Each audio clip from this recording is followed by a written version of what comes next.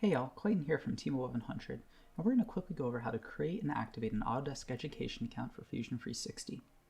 The first thing you want to do is go to this link here and press Get Started. This will prompt you to create an account with your student email, or sign into one if you have already created it. Then fill out the requested info, making sure it's all accurate.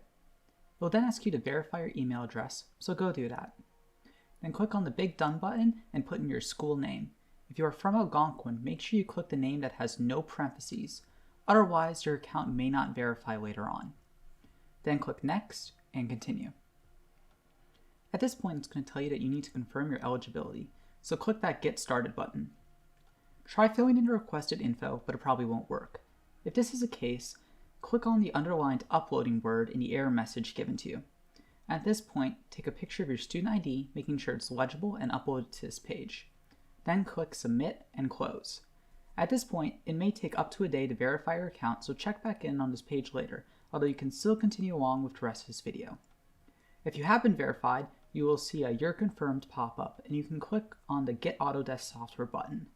Now click on the product under Fusion 360 and your download will automatically start.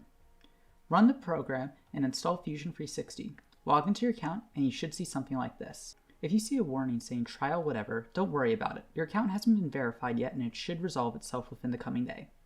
You should now be all set up to try using Fusion 360. Have fun!